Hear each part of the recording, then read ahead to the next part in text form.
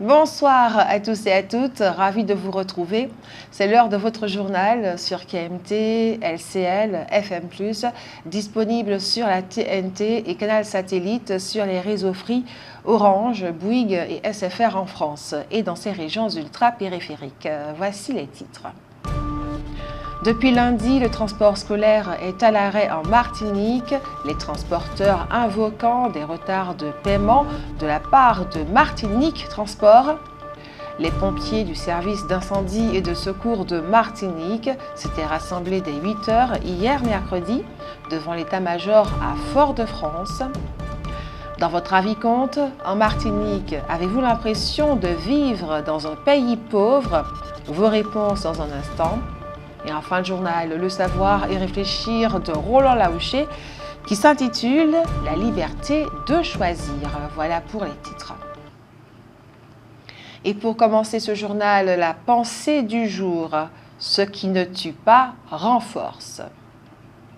Le ronflement est loin d'être anodin. Il peut cacher un véritable signal d'alarme pour la santé. Le syndrome d'apnée obstructive du sommeil, SAOS, un trouble silencieux mais redoutable qui augmente le risque d'hypertension, d'infarctus et d'accident vasculaire cérébral. Parlons maintenant de la qualité de l'air. Aujourd'hui, l'air est moyen, il en sera sans doute de même demain. Le verdict est tombé, les jurés ont condamné Chaudonne Emmanuel, le violeur en série, à la peine maximale de 20 ans de prison avec 2 tiers incompressibles. Il est également interdit à vie du territoire français. Il comparaissait depuis lundi 23 février aux assises pour avoir agressé sexuellement au moins 6 femmes. Les faits se sont déroulés en 2022. Je vous le disais en titre, les pompiers du service d'incendie et de secours de Martinique s'étaient rassemblés dès 8 heures hier mercredi devant l'état-major à Fort-de-France.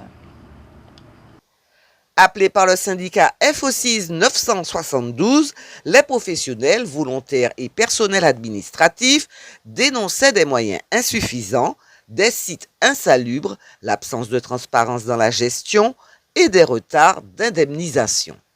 Ce mouvement s'inscrivait dans un préavis de grève déposé le 23 février.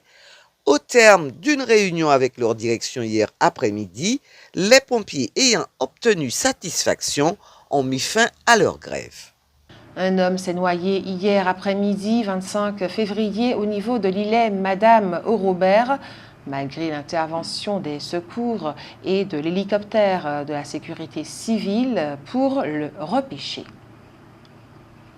L'État augmente son soutien financier aux acteurs qui collectent et trient les vêtements usagés pour les aider à faire face à la crise provoquée par l'ultra fast fashion. L'aide exceptionnelle versée aux opérateurs de la filière textile, linge de maison, chaussures, sera portée en 2026 à 268 € par tonne au lieu des 228 € initialement prévus, afin de préserver les capacités industrielles de tri et de réemploi, notamment. Cette filière, très dépendante des exportations vers l'Afrique, est fragilisée par la saturation de ses marchés, l'effondrement des prix et la concurrence de nouvelles plateformes de revente ou d'ultra fast fashion, ce qui entraîne stocks invendus et déséquilibres économiques durables. Le gouvernement annonce parallèlement une réforme structurelle pour fin mars 2026 avec pour objectif davantage de traçabilité et le développement d'une véritable industrie française du recyclage textile. Il est aussi question de mettre en place un plan d'action. Des malus financiers visant l'ultra fast fashion sont prévus. Les éco-contributions seront modulées en fonction de la durabilité des produits afin de faire payer davantage les marques les plus polluantes et les moins durables. Hier, mercredi 25 février, un jeune homme menaçant de faire exploser son appartement avec des bouteilles de gaz a été maîtrisé par les gendarmes à Petit-Bourg, à Rivière-Salée. Et un ancien prêtre, Patrick Fanor-Lange, comparaît aujourd'hui devant la cour criminelle à Fort-de-France. En 2019, il a imposé une relation sexuelle à un adolescent de 16 ans. C'est le diocèse lui-même qui avait alerté sur ces faits. Patrick Fano-Lange était en charge d'une chorale. Il est en prison depuis 2022. 3 Français sur 4 ne souhaitent pas vivre dans un établissement pour personnes âgées dans le futur. En 2001, il n'était qu'1 sur 2. Pour l'heure, les établissements d'hébergement pour personnes âgées dépendantes, EHPAD, constituent le mode dominant d'accueil pour les personnes âgées ne pouvant pas rester à leur domicile. Compte tenu du vieillissement démographique, si les pratiques d'entrée en institution restent inchangées, il faudra ouvrir entre 2030 et 2050 211 000 places en EHPAD. Cela reviendrait à un peu plus que doubler le rythme d'ouverture de places observé depuis 2012. Mais une telle projection se heurte à l'image dégradée des EHPAD qui font office de repoussoir pour un grand nombre de personnes âgées et de familles, surtout depuis l'affaire Orpea et la parution du livre Les Fossoyeurs du journaliste Victor Castanet. La crainte de perdre sa liberté en établissement d'hébergement, voire d'être maltraité, conduit à plébisciter le maintien à domicile pour ces vieux jours. La proportion de personnes qui privilégient de s'occuper de leurs proches à son domicile est d'ailleurs passée de 25% en 2014 à 44% en 2023. Notons que contrairement à ce qui se passait il y a quelques années, aujourd'hui les EHPAD accueillent des personnes très dépendantes. La moitié des résidents en EHPAD a plus de 88 ans, 85% sont en perte d'autonomie, 38% sont atteints d'une maladie neurodégénérative. Ajoutons que le coût des EHPAD est élevé pour les finances publiques compte tenu de la présence de personnel soignant. Du coup, la volonté des pouvoirs publics de transformer le fonctionnement des EHPAD pour qu'ils deviennent des lieux de vie ouverts sur la cité et où les résidents puissent être comme chez eux a pris du plomb dans l'aile. L'État cherche donc plutôt à renforcer les capacités du domicile pour que les gens puissent s'y maintenir plus nombreux et dans de bonnes conditions. Une approche dont la mise en œuvre est cependant freinée par son coût et par la faible attractivité des métiers du grand âge. Sans compter que le maintien à domicile des personnes en perte d'autonomie présente des limites. C'est pourquoi, pour mettre en œuvre l'approche domiciliaire, les pouvoirs publics misent fortement sur le développement de l'habitat intermédiaire, à savoir toutes les formes d'habitat qui se situent entre le domicile traditionnel et les établissements proposant un hébergement collectif. Une formule qui répond au souhait des personnes de vivre chez elles sans être seules, tout en préservant leur intimité et leur liberté de choix. Il y aurait aujourd'hui 275 000 places en habitat intermédiaire, résidence autonomie, résidence service senior, habitat inclusif, accueil familial, résidence intergénérationnelle. Compte tenu du vieillissement de la population, il faudrait en créer 500 000 de plus d'ici 2050.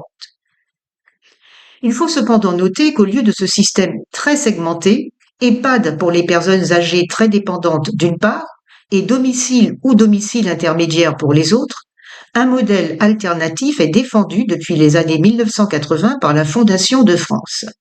Il s'agirait de promouvoir des lieux de vie jusqu'à la mort, à savoir de petites unités de vie bien insérées dans le tissu social local, où les personnes pourraient être accompagnées par des services d'aide et de soins à domicile jusqu'à la fin de leur vie.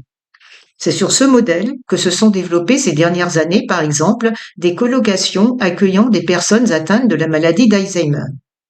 Mais pour l'essentiel, cette option a peu été soutenue par les pouvoirs publics et a été peu suivie par les opérateurs qui ont plutôt cherché à réaliser des économies d'échelle en mettant en place de grandes unités d'hébergement. La ville de Schœlcher organise une conférence débat sur le thème des allergies alimentaires jeudi 5 mars à l'hôtel de ville. De 17h30 à 19h, la rencontre sera animée par Isabelle Linga, diététrice nutritionniste. L'accès est libre et gratuit. Depuis lundi, le transport scolaire est à l'arrêt en Martinique, les transporteurs invoquant des retards de paiement de la part de Martinique Transport.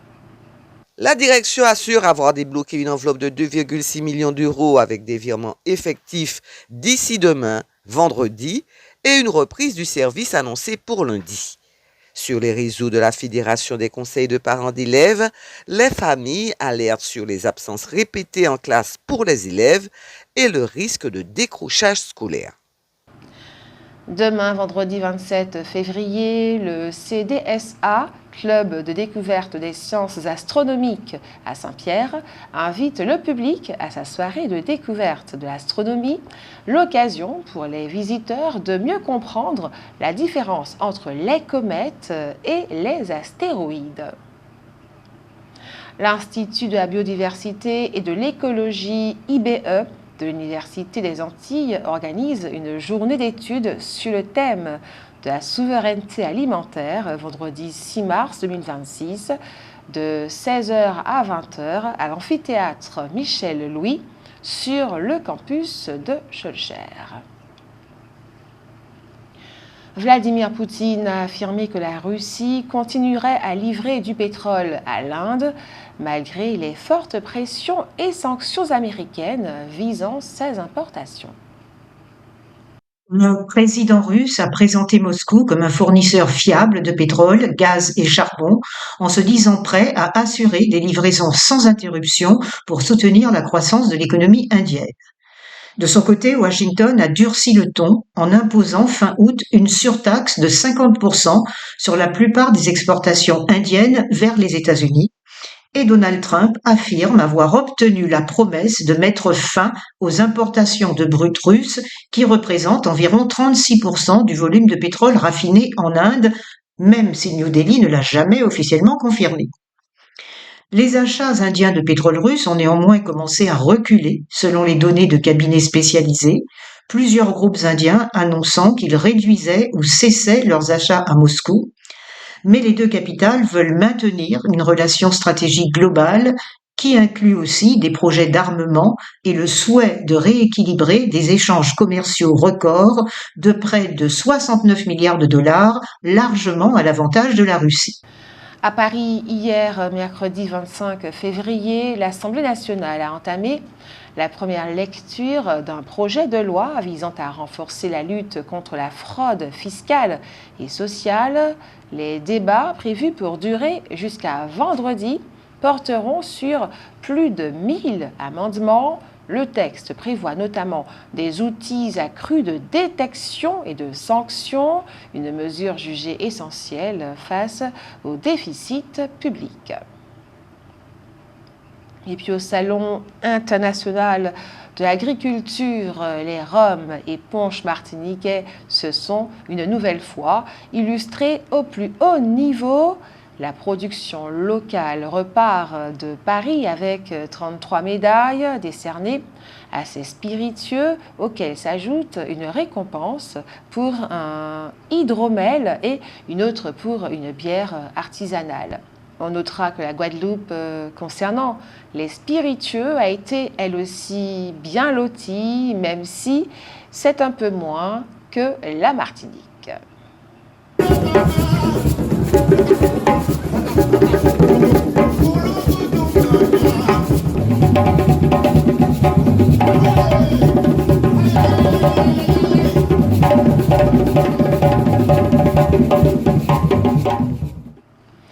L'Office du tourisme Pays Nord Martinique organise une rando créole dimanche 1er mars au Lorrain.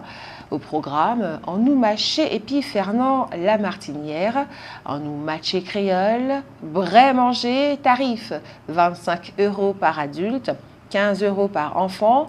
Rendez-vous dès 7h45 à la Maison de la Culture, derrière l'église. Et vous avez sans plus attendre la parole, c'est l'heure de votre avis compte. En Martinique, avez-vous l'impression de vivre dans un pays pauvre? Nous vous écoutons.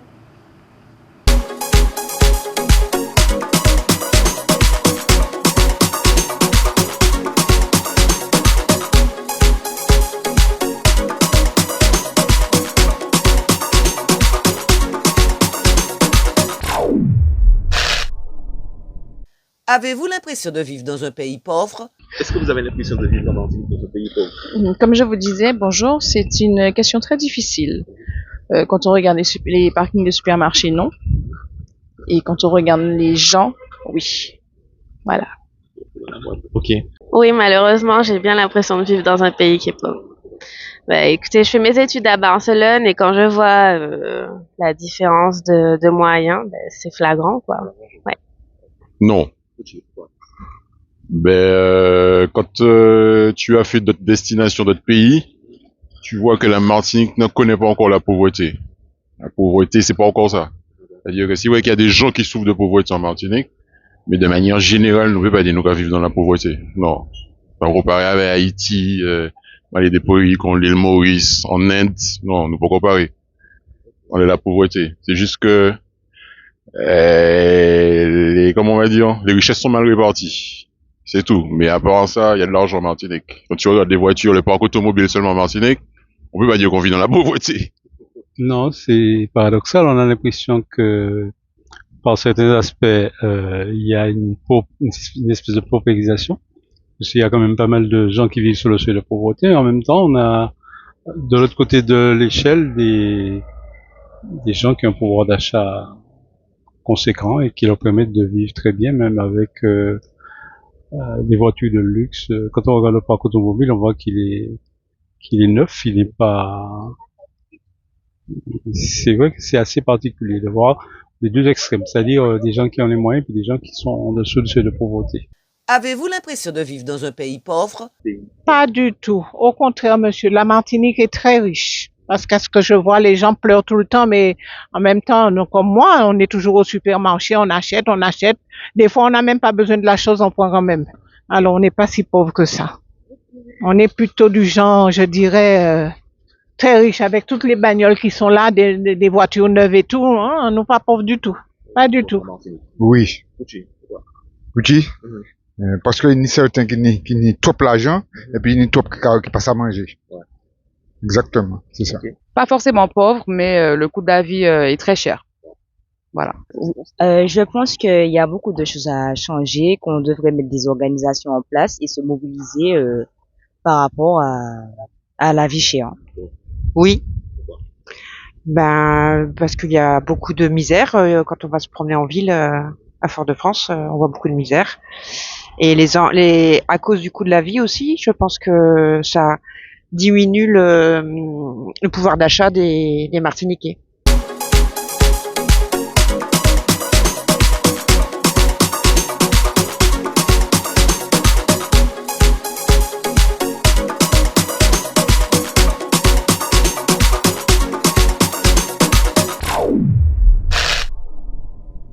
Un grand merci à ceux et celles qui ont répondu à notre question ce soir. La liberté de choisir, tel est l'intitulé du Savoir et réfléchir de Roland Laouché.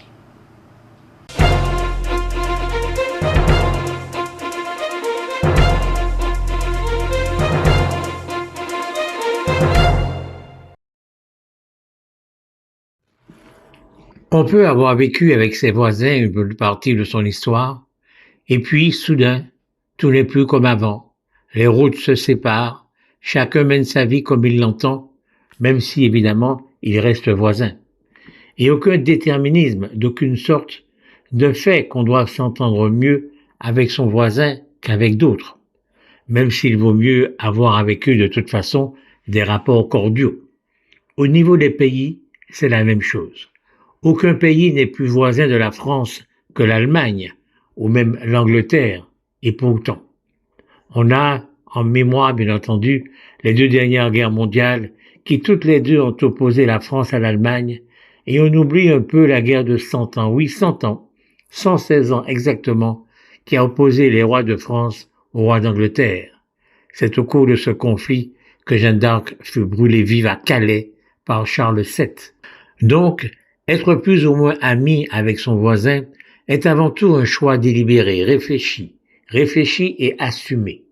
Ce que nous voulons dire très clairement, c'est que ce n'est pas parce que la Martinique est géographiquement proche des pays de la Caraïbe et que nos ancêtres ont en commun d'avoir connu l'esclavage que nous devons être inconditionnellement proches d'eux. D'autant qu'il se trouve que dès la liberté retrouvée, après l'esclavage donc, ces pays ont suivi une trajectoire très différente de la nôtre. Nous sommes devenus français, eux ils sont devenus indépendants. Ils se sont accrochés les uns aux autres, nous nous sommes accrochés à l'Europe. Il faut maintenant regarder les choses en face et se demander qui est aujourd'hui dans la meilleure situation quant au niveau de vie et au niveau de liberté.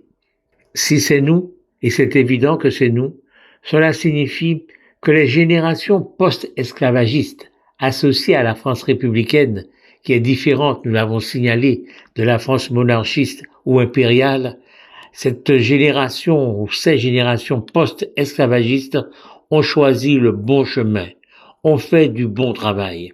En moins de 100 ans, 1848 date de l'abolition, 1946 date de la départementalisation, des Martiniquaises et des Martiniquais ont su faire des biens meubles, des choses que nous étions, et bien des hommes et des femmes à part entière, et même l'égal du maître en droit.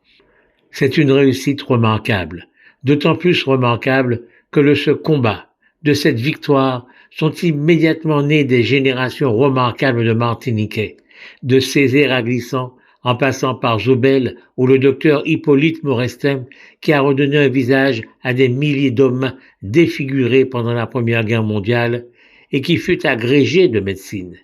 Et des médecins précisément, des infirmières et des infirmiers, des ingénieurs, des professeurs, des avocats, de magnifiques cuisiniers, etc.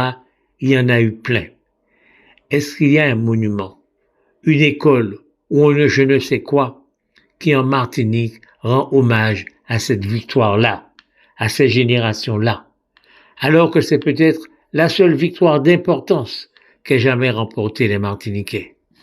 Aujourd'hui, ce à quoi nous rendons hommage, c'est au créole, cette langue créée par les esclavagistes pour donner leurs ordres aux esclaves. C'est le belé, cette danse adorée des esclavagistes pour deux raisons.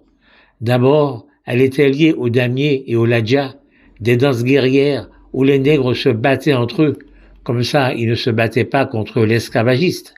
Mais ensuite, les tambours du belé indiquaient exactement au maître que ces esclaves étaient exactement là où il fallait qu'ils soient. Nous rendons hommage également aux nègres marrons, ces révoltés qui, pourtant, n'ont jamais pu s'associer et s'organiser pour constituer une force de libération. À ce propos, pour mieux comprendre le marronnage, permettez-nous de vous conseiller Paroles d'esclaves, le livre rédigé par Frédéric Régent, Gilda Gonfier et Bruno Maillard, paru aux éditions Fayard.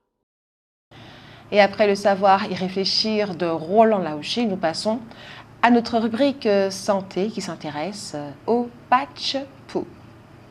Se présente un peu comme un tatouage éphémère du type de ceux que l'on trouve dans les Malabars. Sa particularité est qu'il est doté d'une puce capable via la sueur à la surface de la peau de doser le taux d'alcoolémie et de s'illuminer pour alerter le consommateur qu'il a dépassé la limite autorisée. À noter que cette invention est dotée d'un intérêt collectif, car en changeant de couleur, ce patch avertit aussi l'entourage sur les personnes inaptes à prendre le volant. Ce prototype baptisé Safe Stamp a été mis au point par deux jeunes femmes de la Miami Head School et financé par la marque de bière Heineken dans le cadre de la lutte contre l'alcool au volant. Dommage que ce tatouage ne soit pas encore disponible car il pourrait dès à présent sauver de nombreuses vies. L'alcool est impliqué dans un tiers des accidents de la route. Même son prix serait abordable avec un coût de revient inférieur à $1. On pourrait aussi imaginer les boîtes de nuit tamponner leurs clients à l'entrée et vérifier la couleur de celui-ci à la sortie. Voilà, c'est la fin de ce journal. Merci à vous de l'avoir suivi. Merci de votre fidélité. Ce journal a été réalisé avec la participation de Jordan Adélaïde, Jean-Michel Césaire, Jenny Georges, Alain Jean-Paul, Daniel Jazz, Sarah Verne, Hugues Blandy, Marie-Josée Joseph, Simao Laouché et Roland Laouché. Il est diffusé à 18h30, 20h, 22h et demain 6h25. Il est également disponible en multidiffusion sur la TNT et Canal Satellite, sur les réseaux Free, Orange, Numéricable, Bouygues. En France, vous pouvez bien entendu revoir votre journal sur notre site kmttelevision.fr. Je vous souhaite une agréable soirée. À demain et que Dieu garde la Martinique.